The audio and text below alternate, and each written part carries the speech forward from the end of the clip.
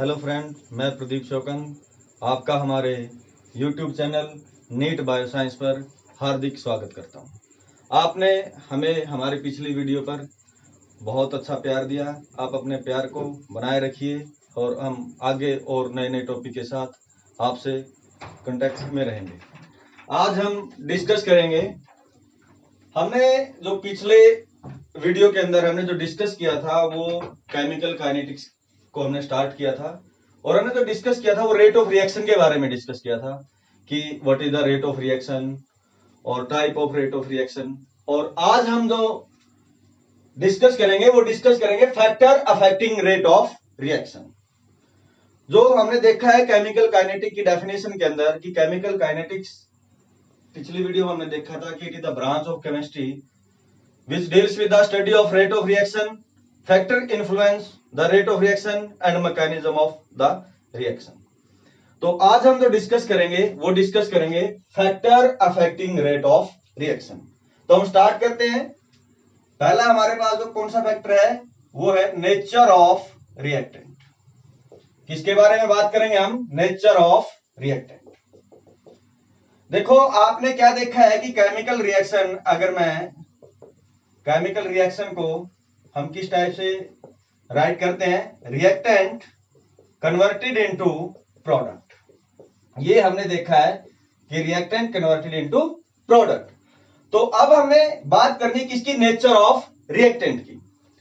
तो नेचर के अंदर हम किस चीज को देखते हैं? सबसे पहले हमने देखा था कि केमिकल रिएक्शन की आपने 3 टाइप स्टडी की थी पिछली वीडियो के अंदर, आपने देखा होगा। पहला कौन सा था? स्लो रिएक्शन थी। सेकंड आपकी फास्ट रिएक्शन थी। फिर आपने कौन सी पढ़ी थी? मॉडरेट रिएक्शन पढ़ी थी। तो मींस अब हमने देखना कि फास्ट रिएक्शन के अंदर हमने क्या देखा था कि वहां पर कोई भी बॉन्ड की क्या नहीं थी? ब्रेकेज नहीं थी। सिर्फ और सिर्फ आयन की क्या थी? ट्रांसफर थी from one species to another species. तो मींस कहने का मतलब अगर हमारे पास रिएक्टेंट हमारे क्या है? आयनिक है। क्या है? आयनिक। वहां पर क्या नहीं है? कोई भी बॉन्ड की ब्रेकेज नहीं थी। जैसे मैंने एग्जांपल लिया था NaCl प्लस में AgNO3 को जब हम मिक्स करते हैं तो यहां पर हमारे पास क्या बना था?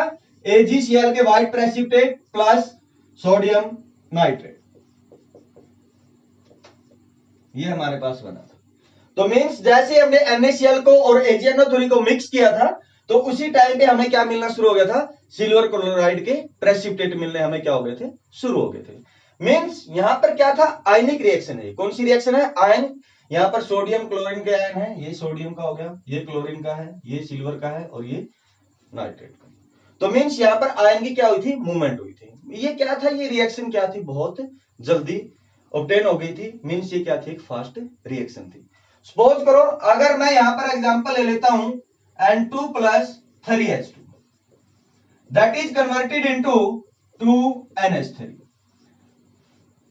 आपने ये +1 के अंदर पढ़ा है कि नाइट्रोजन और नाइट्रोजन के बीच में यहां पर कैसा बॉन्ड है? ट्रिपल बॉन्ड है।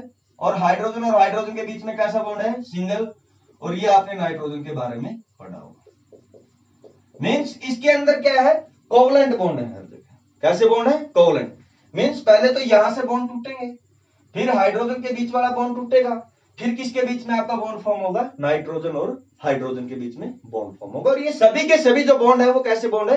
कोवलेंट बॉन्ड है। मींस कहने का मतलब यहां पर क्या? पहले बॉन्ड की क्या होगी? ब्रेकेज होगी और फिर क्या होगी? बॉन्ड फॉर्मेशन होगी। मींस यहां पर हमारे पास क्या लगेगा? टाइम ज्यादा लगेगा। तो रेट ऑफ रिएक्शन यहां पर क्या होगा? स्लो होगा as comparative to ionic reaction. तो हमने इसके अंदर हम ये जो है एक सिंपली नहीं बोल सकते कि ये फास्ट है ये स्लो है, कि हम यहां पर क्या करके चलेंगे? कंपैरिजन करके चलेंगे। कि मान लिया मैंने यहां पर 2 रिएक्शन लिखी है, अगर मेरे से पूछा जाए कौन सी रिएक्शन क्या होगी इनमें से फास्ट होगी, तो ऑब्वियसली बात है it is the ionic reaction. And इसके अंदर जो हमारे पास जो हमने मॉलिक्यूल लिए हैं उनके बीच में बॉन्ड कैसे हैं? कोवलेंट बॉन्ड है। यहां पर कोई भी बॉन्ड की ना तो ब्रेकेज थी ना क्या थी? बॉन्ड फॉर्मेशन थी। मींस यहां पर आयन की क्या थी? ट्रांसफर थी from one species to another species. और यहां पर हमने क्या देखना है? यहां पर हमने क्या करना है? बॉन्ड की ब्रेक डाउन करना है। यहां से बॉन्ड ब्रेक डाउन होगा पहले, फिर हाइड्रोजन वाला बॉन्ड ब्रेक डाउन होगा और फिर यहां पर क्या होगा? हमारे पास नाइट्रोजन और हाइड्रोजन के बीच में बॉन्ड फॉर्म होगा। तो मींस कहने का मतलब यहां पर ये रिएक्शन जो है ये फास्ट थी और ये कौन सी है? स्लो ये रेट ऑफ रिएक्शन इसका क्या है, ज्यादा है, और इसका रेट ऑफ रिएक्शन क्या है, हमारा कम है। ठीक है जी। अब हम आगे और एग्जांपल लेके चलते हैं नेचर ऑफ रिएक्टेंट के अंदर। देखिए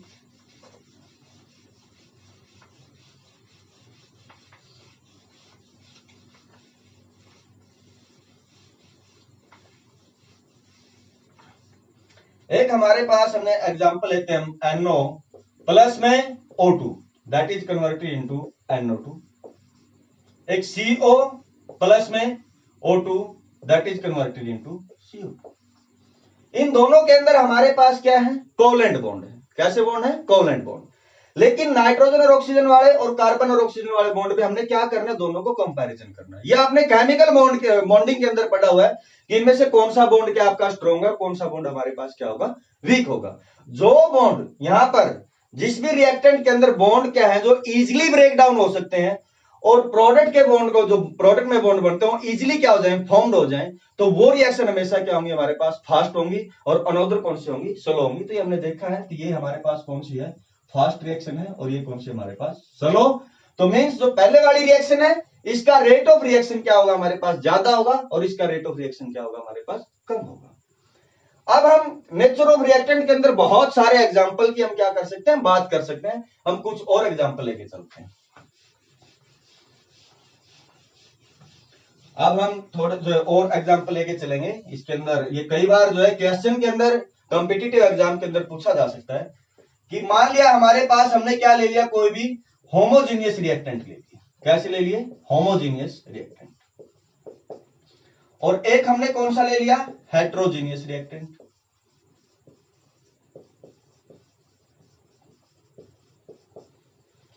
होमो को अगर हम ये क्या करेंगे, होमो का मतलब हम अगर इसको लेके चलें क्या होता है, सेम होता है, और जीनियस का मतलब क्या होता है, सेम फेज। मीन्स अगर आपके जो रिएक्टेंट हैं वो दोनों गैस गैस हैं, एक है या दो हैं जो रिएक्टेंट, या एक, और हेट्रो का मतलब क्या होगा हमारे पास, ये हेट्रो का मतलब होता है डिफरेंट। मीन्स जहां पर हमारे पास, सपोज करो आपके पास दो टाइप की स्पीसीज है जो आपस में रिएक्ट कर रही हैं, जो रिएक्शन को कंडक्ट करवा रही हैं। तो यहां पर हम क्या देखेंगे कि जब हमारे पास दोनों गैस गैस के मॉलिक्यूल हैं, लिक्विड लिक्विड के मॉलिक्यूल हैं, सॉलिड सॉलिड के मॉलिक्यूल हैं, तो उनके अंदर जो है जो रिएक्शन होने के जो चांसेस हैं वो क्या होते हैं, ज्यादा होते हैं। क्योंकि उनकी जो, जैसे मान लीजिए गैस गैस के हमने मॉलिक्यूल ले लिए, तो सीधी बात है वो गैस के मॉलिक्यूल है, उनकी स्पीड ज्यादा है, तो आपस में कोलाइड क्या करेंगे, इजीली करेंगे, और उनका साइज जो अप्रोक्सीमेटली क्या मान के चलते हैं, कुछ सेम होता है। मतलब सभी का नहीं हम बोल सकते, ये हर जगह लागू नहीं होती, लेकिन हम जनरली हम इनको क्या कर सकते हैं, क्लासिफाई कर सकते हैं। तो ये देखा जाता है कि होमोजीनियस रिएक्टेंट को आपस में जब रिएक्ट करवाते तो, और होमोजीनियस रिएक्टेंट को आपस में कंडक्ट करवाते हैं, तो होमोजीनियस जो रिएक्टेंट होते हैं उस केस में जो रेट ऑफ रिएक्शन है वो क्या होता है, ज्यादा होता है, और जो हेट्रोजीनियस के वाले केस में उसमें क्या होता है, रेट ऑफ रिएक्शन कम होता है। ठीक है जी। मींस यहां पर आपकी रिएक्शन फास्ट होगी और यहां पर कैसी होगी, स्लो होगी। अब हम एक बात करते हैं कि जो rate of reaction nature of reactant के बेस पर वो किस टाइप से देख सकते हैं। देखो प्रोडक्ट के ऊपर भी डिपेंड करता है, ऐसी बात नहीं है। तो हम डिस्कस करेंगे, ये हमारे पास rate of reaction, it is the directly proportional to किसके है, स्टेबिलिटी ऑफ प्रोडक्ट। किसके ऊपर, स्टेबिलिटी ऑफ प्रोडक्ट। और इनवर्सली प्रोपोर्शनल है किसके, स्टेबिलिटी ऑफ रिएक्टेंट। अब हम इसका एक बहुत ही अच्छा एग्जांपल लेके चलते हैं। ऑर्गेनिक के अंदर आपने पढ़ा हुआ है, कुछ हम ऐसी रिएक्शन लेके चलेंगे जो आपने ऑर्गेनिक जो +1 क्लास में पढ़ी हुई हैं। ये हमारे पास क्या है, फॉर्मिक एसिड HCOOH। ये हमारे पास इसने क्या बना लिया, ये प्लस H पॉजिटिव एसिड है, तो इसने क्या प्रोवाइड करवा दिया हमें, H पॉजिटिव। सेम इसी टाइप का हम आगे एग्जांपल लेते हैं। यही ये हमारे पास इथेनोइक एसिड है, ये इसके अंदर किसके अंदर ब्रेक डाउन होगा, प्लस H पॉजिटिव। तो अब हमने देखना है, हमने इस फैक्टर को समझना है कि rate of reaction stability of product के ऊपर किस टाइप से डिपेंड करता है। ये भी चीजें आपको देखनी पड़ती है कि ये मैकेनिज्म जो है इस टाइप की, जो हमारे पास हमने लिखा हुआ है, ये जो लाइन है, इसको ये कई बार ऑर्गेनिक में आपसे पूछा जा सकता है कौन सा ज्यादा स्टेबल है, कौन सी रिएक्शन फास्ट होंगी, कौन सी रिएक्शन क्या होंगी आपकी स्लो होंगी। तो यहां से आप देखिए एच का ना तो कोई क्या है आपने पढ़ा हुआ, इंडक्टिव इफेक्ट पढ़ा हुआ प्लस वन में। यहां पर आप देखेंगे CH3 का कौन सा इफेक्ट होता है, CH3 have plus I effect. कौन सा इफेक्ट होता है, प्लस आई इफेक्ट। अब आपने पढ़ा है दोनों केस में हमारे पास कैसा चार्ज है, नेगेटिव चार्ज है। देखो चीजें तो दोनों क्या है, अनस्टेबल है, क्योंकि इनके पास कैसा चार्ज है, नेगेटिव चार्ज है। अब हमारे पास मेन जो हमारे कॉन्सेप्ट आता है कि हमने मैंने पहले ही बोला था, हमने इन दोनों के ऊपर क्या करना है, कंपैरिजन करना है। तो यहां पर H का कोई भी क्या नहीं है, कोई भी इंडक्टिव इफेक्ट नहीं है, ना कोई नेगेटिव है ना कोई पॉजिटिव है। तो मींस यहां पर जो नेगेटिव चार्ज उतना ही रहेगा, लेकिन यहां पर CH3 का प्लस आई इफेक्ट है, ये अपनी इलेक्ट्रॉन डेंसिटी क्या करता है, ट्रांसफर करता है कार्बन से, और कार्बन से किसकी तरफ जाता है, ऑक्सीजन की तरफ। मींस कहने का मतलब यहां पर क्या हो गया कि CH3 जहां पर अटैच है, तो वहां पर इस ऑक्सीजन के ऊपर इलेक्ट्रॉन की डेंसिटी ज्यादा है एज कंपैरिजन टू हेयर। तो मींस जिसके ऊपर जितनी इलेक्ट्रॉन डेंसिटी ज्यादा होगी, जितना ज्यादा चार्ज होगा, उतना ज्यादा क्या होगा, अनस्टेबल होगा। मींस ये स्पीशीज ज्यादा अनस्टेबल है as comparison to this. Means ये ज्यादा स्टेबल है और ये क्या है, लेस स्टेबल। जो जितना ज्यादा स्टेबल होगा, रेट ऑफ रिएक्शन क्या होगा, उसका उतना ही ज्यादा होगा। तो अब हम यहां से कह सकते हैं कि ये सपोज करो हमने मान लिया ये रिएक्शन कौन सी है, R1 है, और ये कौन सी है, R2। अगर मैं डिस्कस करना चाहूं, यहां से बताना चाहूं, जो रेट ऑफ रिएक्शन है वो R1 का ग्रेटर देन है किससे, R2 से। तो मींस आपको ये इस टाइप का जो कंपैरिजन है वो आपको करना आना चाहिए। ठीक है जी। हम नेचर ऑफ रिएक्टेंट के अंदर हम बहुत सी चीजों के बारे में बात कर सकते हैं। आगे हम एक और एग्जांपल लेके चलते हैं। हम बात करते हैं, आपने ये 10th क्लास में पढ़ा हुआ है, जब हम क्या लेते हैं, स्ट्रॉन्ग एसिड लेते हैं। क्या लेते हैं, स्ट्रॉन्ग एसिड, प्लस में हम क्या लेते हैं, स्ट्रॉन्ग बेस। जब ये दोनों हमारे पास आपस में रिएक्ट करते हैं तो यहां पर क्या मिलता है, हमारे पास एक सॉल्ट मिलता है, प्लस में यहां पर क्या हो जाता है, वाटर। ठीक है जी। तो स्ट्रॉन्ग एसिड का मतलब क्या है कि वो हमारे पास सब्सटेंस होते हैं जो इजीली क्या दे देते हैं हमें, एज पॉजिटिव। और स्ट्रॉन्ग बेस क्या होंगे, जो इजीली क्या देते हैं हमें, OH नेगेटिव। मींस इसके अंदर आयंस हमें क्या मिल जाते हैं, बहुत जल्दी मिल जाते हैं। इसके अंदर भी हमें क्या मिल जाते हैं, आयंस बहुत जल्दी मिलेंगे। आयन जब हमारे पास अवेलेबल है तो जल्दी से क्या होगी, रिएक्शन होगी, और ये रिएक्शन क्या होगी, हमारे पास फास्ट होगी। हमने क्या देखना है, हमें सिर्फ क्या करना है, कंपैरिजन करना होता है। अब सपोज करो यहां पर हमने क्या ले लिया, वीक एसिड। क्या होगा, वीक एसिड, प्लस में क्या हो गया यहां पर, वीक बेस। बनना यहां पर क्या है, वही सॉल्ट प्लस में वाटर। अब हमने क्या देखना है, वीक एसिड है तो जल्दी से क्या नहीं देगा हमारे पास, जल्दी से H पॉजिटिव नहीं देगा। मींस यहां पर बॉन्ड ब्रेकेज में H पॉजिटिव देने में हमें क्या लग रहा है, ज्यादा टाइम लग रहा है। टाइम लग रहा है तो सीधी सी बात है, रिएक्शन क्या है, ये स्लो रिएक्शन है। तो अब हमने इन दोनों के बीच में कंपैरिजन करना है, तो ये रिएक्शन फास्ट है, ये रिएक्शन क्या होगी, स्लो होगी। तो मींस ये हमने देख लिया नेचर ऑफ रिएक्टेंट के ऊपर हमारा जो रेट ऑफ रिएक्शन है वो किस टाइप से क्या करता है, आपका डिपेंड करता है। ठीक है जी। अब अगर आपकी कोई समस्या हो तो आप हमसे कांटेक्ट करके डिस्कस कर सकते हैं। सेकंड जो फैक्टर है उसके बारे में हम बात करते हैं। पहला फैक्टर आपका कौन सा था, नेचर ऑफ रिएक्टेंट। जो सेकंड फैक्टर है वो देखें, फिजिकल स्टेट ऑफ रिएक्टेंट।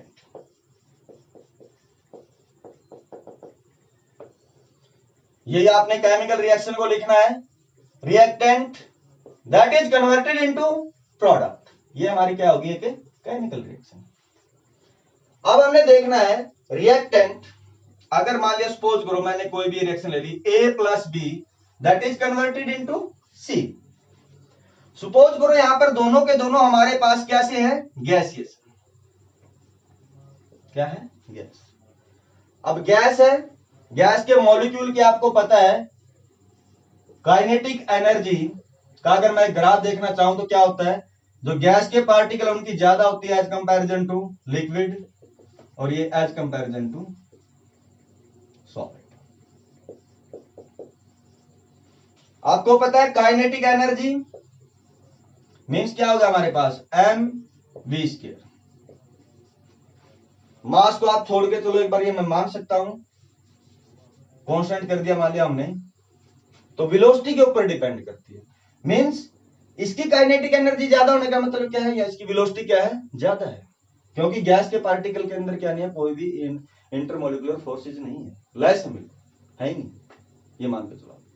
तो मींस कहने का मतलब यहां पर क्या होगा, जब हमारे पास जो हमारे मॉलिक्यूल हैं या पार्टिकल है उनकी जब मोमेंट ज्यादा है तो कोलिजन होने के चांसेस ज्यादा है। देखो सीधी बात आपने पढ़ा था, हमने हमारे पिछली वीडियो में आपने देखा होगा कि जब कोलिजन भी कौन सा होना चाहिए, इफेक्टिव होना चाहिए। अब पहली बात तो ये कि हमारा कोलिजन है या नहीं है, तो मींस जहां पर गैस के पार्टिकल हैं तो ऑब्वियसली बात है वहां पर क्या होगी, मूवमेंट ज्यादा है, कोलिजन होने के चांसेस ज्यादा है, मींस इफेक्टिव कोलिजन के चांसेस ज्यादा हैं, तो केमिकल रिएक्शन जल्दी होने के चांसेस है।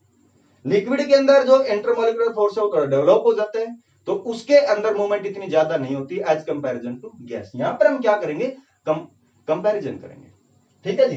तो अब हमने देखा कि फिजिकल स्टेट के ऊपर किस टाइप से डिपेंड करता है। यहां पर अगर रिएक्टेंट गैस है तो वो रिएक्शन क्या होगी, उतनी जल्दी होगी, लिक्विड है थोड़ी सी क्या होगी, स्लो होगी, और अगर सॉलिड है क्या है, सपोज करो ये हमारे पास क्या होगा, सॉलिड है, इनके बीच में इंटरमोलिकुलर फोर्सेज क्या है, ज्यादा है, तो मींस हमें इन इंटरमोलिकुलर फोर्स को तोड़ने के लिए हमें क्या करना पड़ता है, ज्यादा एनर्जी सप्लाई करनी पड़ती है, और हमारा वहां पर क्या लगता है, ज्यादा टाइम लगता है।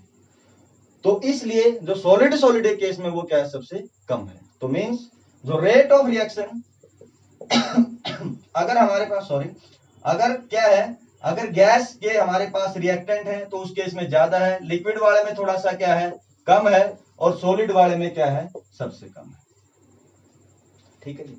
तो इस टाइप से हमने देखना कि rate of reaction physical state पे क्या करता है, किस टाइप से डिपेंड करता है, ठीक है जी।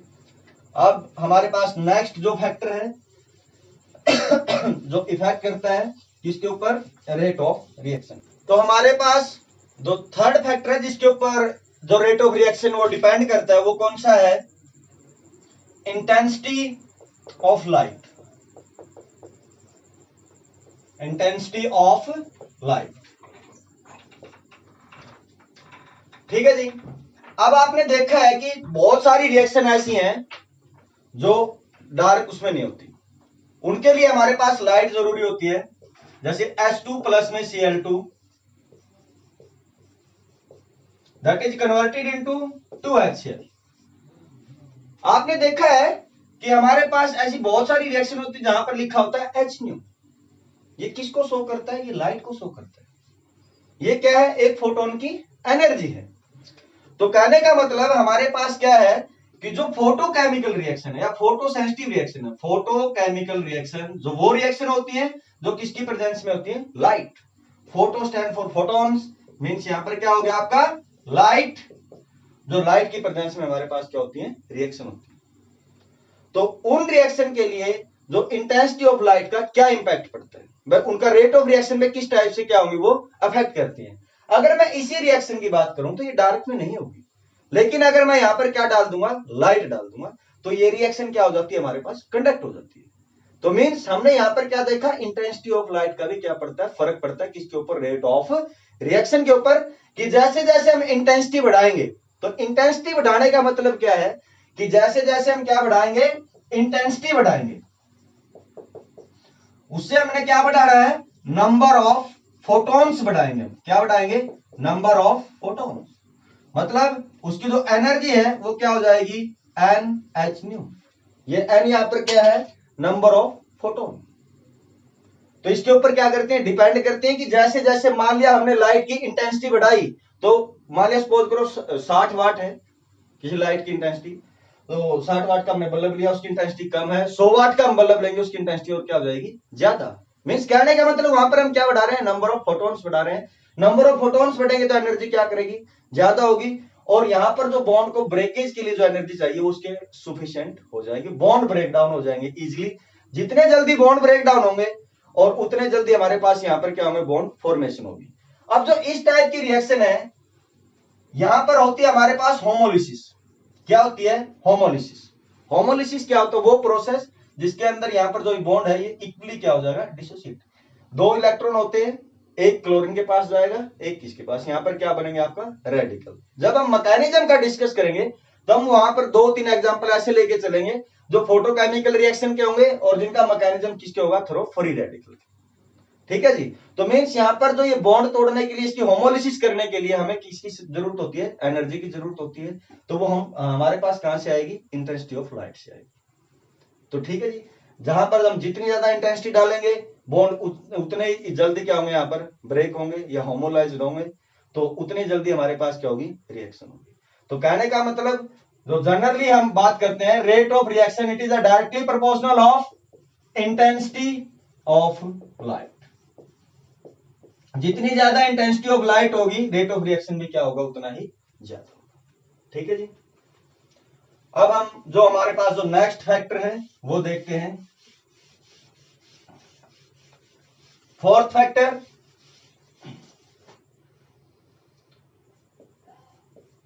ये है टेम्परेचर।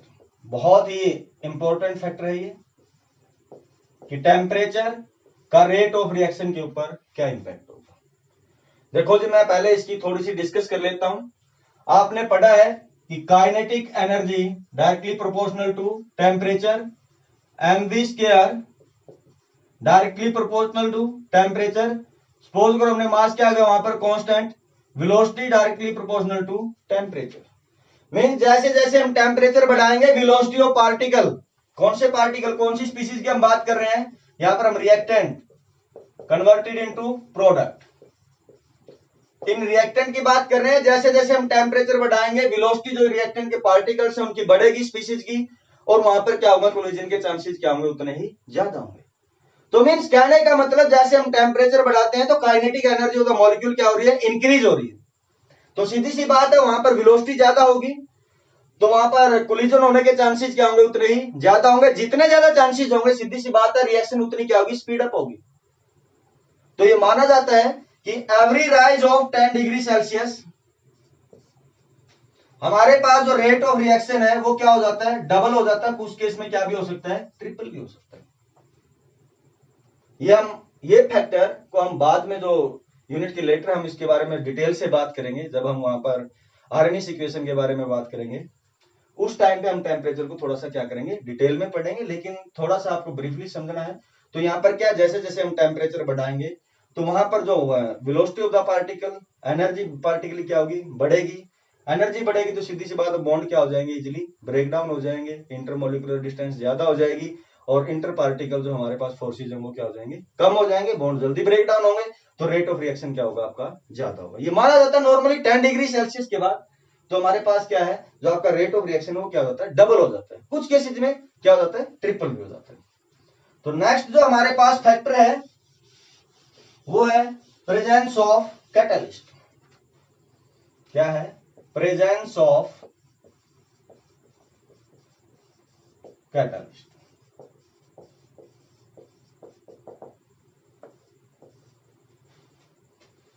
जब हमने क्या बात करनी है प्रेजेंस ऑफ कैटलिस्ट के अंदर, कुछ रिएक्शन हमारे पास क्या है, बिना कैटलिस्ट के क्या नहीं होती, कंडक्ट नहीं होती। रिएक्टेंट कन्वर्टेड इनटू क्या हो गया, प्रोडक्ट। क्या है हमारे पास, कुछ रिएक्शन क्या नहीं होती, कैटलिस्ट के बिना कंडक्ट नहीं होती। जैसे सपोज करो N2 प्लस में 3H2, that is converted into 2NH3। ठीक है जी। यहां पर अगर मैं आयरन ना डालूं तो ये रिएक्शन क्या नहीं होगी, पॉसिबल नहीं होगी, कंडक्ट नहीं होगी। मींस इसका अगर होगी तो बहुत थोड़ी स्लो होगी। लेकिन जैसे यहां पर आयरन डाल दिया तो ये रिएक्शन क्या हो जाएगी, फास्ट हो जाएगी।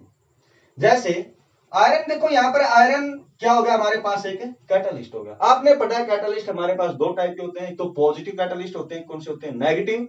पॉजिटिव कैटलिस्ट क्या होते हैं, जो रिएक्शन का जो रेट है उसको क्या कर देते हैं, स्पीड अप कर देते हैं। कुछ नेगेटिव होते हैं जो रिएक्शन के रेट को क्या कर देते हैं, स्लो भी करते हैं, जिसको हम क्या बोलते हैं, इनहिबिटर भी बोलते हैं। क्या बोलते हैं, इनहिबिटर।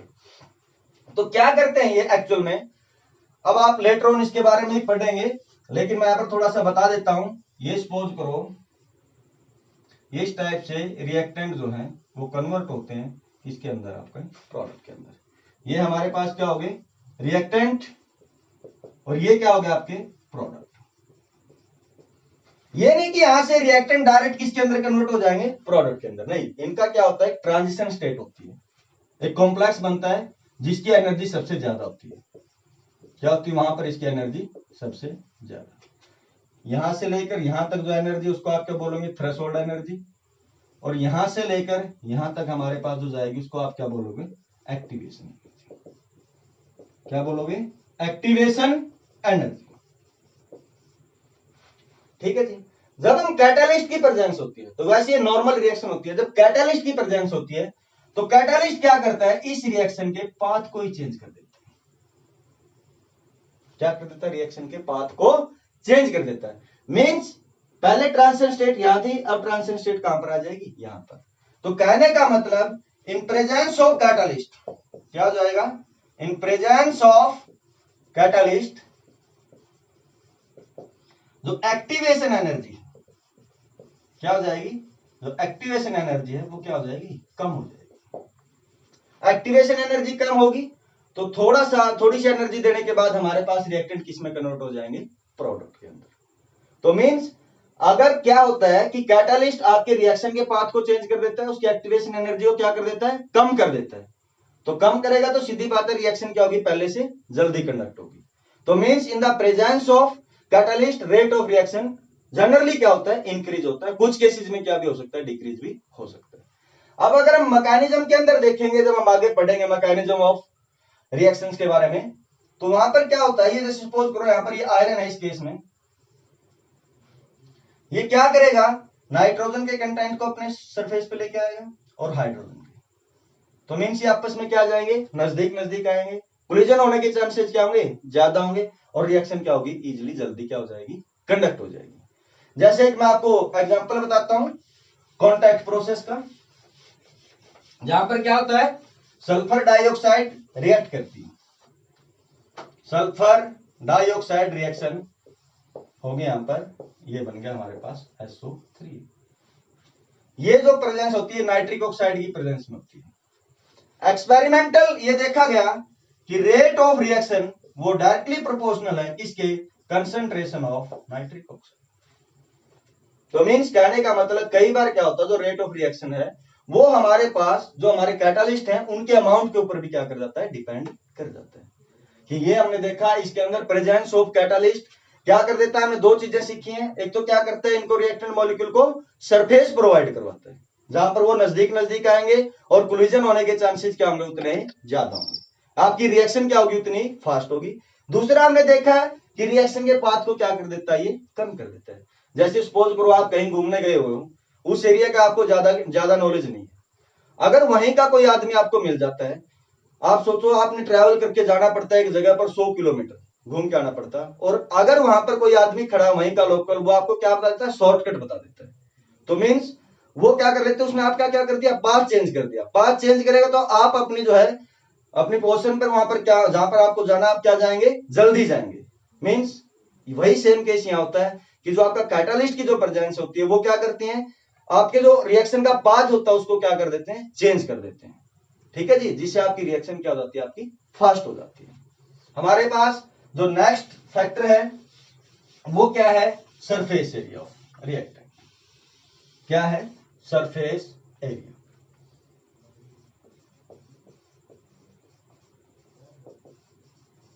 क्या है? Surface area. ये फैक्टर थोड़ा ध्यान से समझना। क्या है कि rate of reaction directly proportional है किसके? सरफेस एरिया के। ठीक है जी। अब हम देखेंगे भी, हम इसका एक जनरल जो है एग्जांपल लेके चलते हैं। सपोज करो यहां पर चाय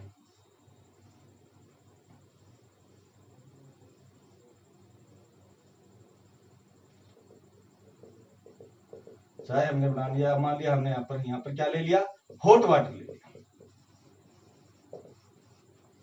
ठीक है जी। अब मान लिया हमने शुगर के बड़े बड़े पार्टिकल ले लिए, और एक शुगर कौन से फॉर्म में ले लिया? हमने पाउडर फॉर्म में। जो पाउडर फॉर्म हो गया शुगर का, पाउडर शुगर हमने ले ली। अब हमने क्या किया? इन पार्टिकल को हॉट वाटर के अंदर डाला, तो ये इसके अंदर क्या होना शुरू हो जाएंगे? डिजोल्व होना शुरू हो जाएंगे। सेम फिर हमने कौन सा डाला? पाउडर वाले को डाला। पाउडर वाले केस में क्या होगा? ये क्या हो जाएंगे? जल्दी डिजोल्व हो जाएंगे as comparison to massive particle. तो यहां पर हमने क्या देखा है कि जितने हमारे पास क्या होंगे, छोटे छोटे पार्टिकल होंगे, तो वहां पर हमारा क्या हो जाएगा, सरफेस एरिया बढ़ जाएगा। सरफेस एरिया कैसे बढ़ेगा, वो देखो आप, यहां पर ये शुगर कंटेंट है। अब इसको क्या करेंगे, वाटर के मॉलिक्यूल चारों तरफ से घेरेंगे, घेर लेंगे। ठीक है जी, इसके चारों तरफ इस टाइप के हमारे पास वाटर मॉलिक्यूल है। जो बीच का पार्ट है इसका शुगर मॉलिक्यूल का, वो डायरेक्ट वाटर के कांटेक्ट में नहीं आया। वो कब आएंगे, जब ऊपर वाली शुगर पार्टिकल डिजोल्व होती जाएंगी, फिर ये इसके कांटेक्ट में आएंगे। मींस ये सारी शुगर को डिजोल्व होने में टाइम लगेगा। लेकिन जब हम क्या करते हैं, छोटे छोटे पार्टिकल लेते हैं, सपोज करो इसी के पार्टिकल हमने बना लिए, इसके चारों तरफ वाटर मॉलिक्यूल आ गए, ये क्या कर लेंगे, इसको इजिली डिजोल्व हो जाएंगे। तो हमने देखा है कि जैसे जैसे हमारे पास हमने क्या किया, एक मैसिव पार्टिकल को हमने किसमें लेके आए, पाउडर शुगर के। पाउडर शुगर के अंदर हमने देखा वाटर मॉलिक्यूल इस पाउडर को जल्दी क्या कर लेते हैं, इजिली घेर लेते हैं। मींस वहां पर क्या हो गया, सरफेस एरिया बढ़ गया हमारे पास पार्टिकल का। यहां पर कम था, यहां पर क्या हो जाएगा, ज्यादा, क्योंकि यहां पर हम पार्टिकल और बहुत सारे बनेंगे इसके अंदर से। तो जैसे जैसे सरफेस एरिया आपका बढ़ेगा, तो आपका रेट ऑफ रिएक्शन भी क्या होगा, उतना ही ज्यादा होगा। सपोज करो ये हमारे पास एक लकड़ी है, इसको हमने एनवायरमेंट में रख दिया जलाने के लिए। यहां पर इसके चारों तरफ क्या होंगे, ऑक्सीजन के मॉलिक्यूल आएंगे।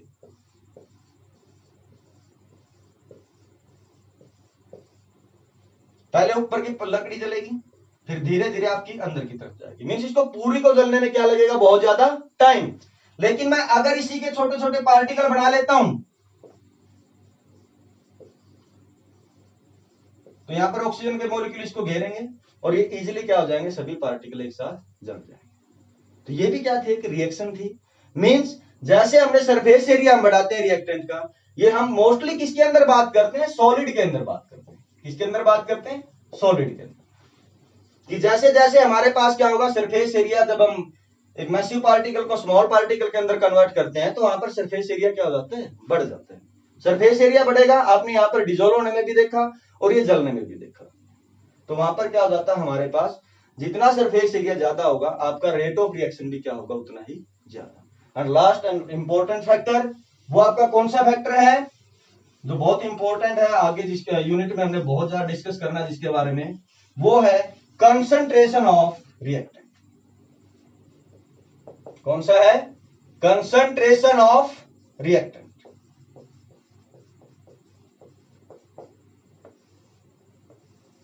ये जनरली क्या होता है, जनरली हम बात करें, जैसे जैसे हम कंसंट्रेशन बढ़ाएंगे, आपका रेट ऑफ रिएक्शन क्या हो जाता है, बढ़ जाता है।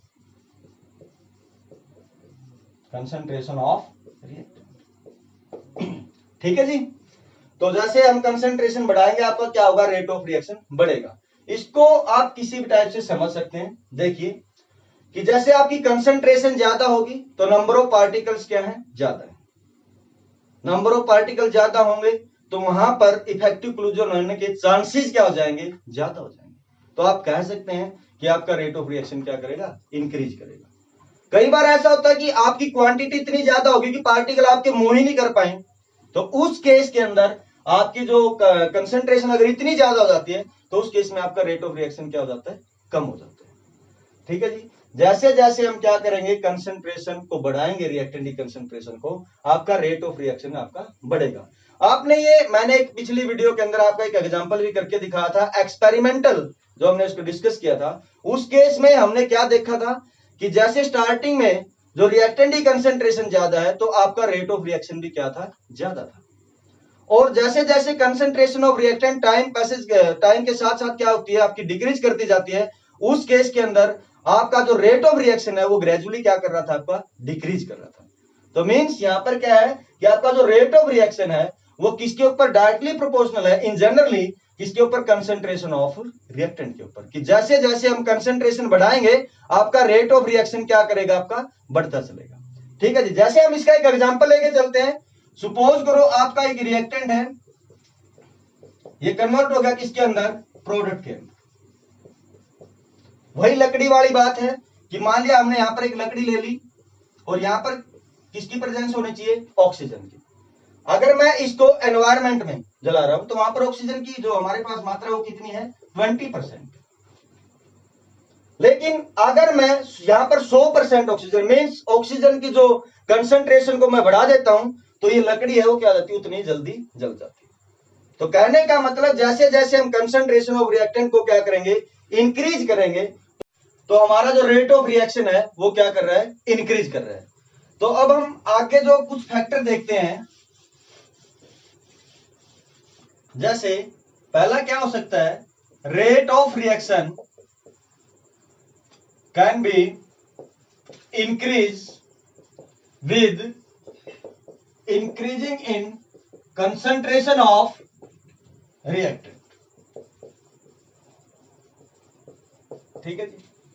सेकंड क्या भी हो सकता है, rate of reaction can be decrease with increase in concentration of reactant. ठीक है जी। थर्ड क्या भी हो सकता है, rate of reaction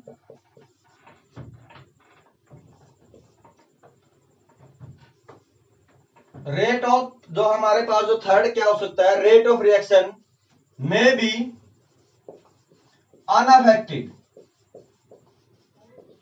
in increasing concentration of reactant.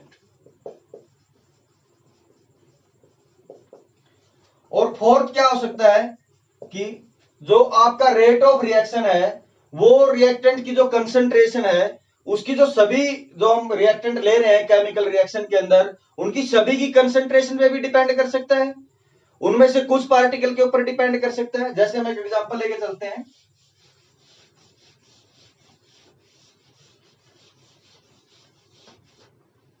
Suppose करो यहां पर हमारे पास 3 रिएक्टेंट है, A plus B that is converted into product, कोई भी प्रोडक्ट हो सकता है।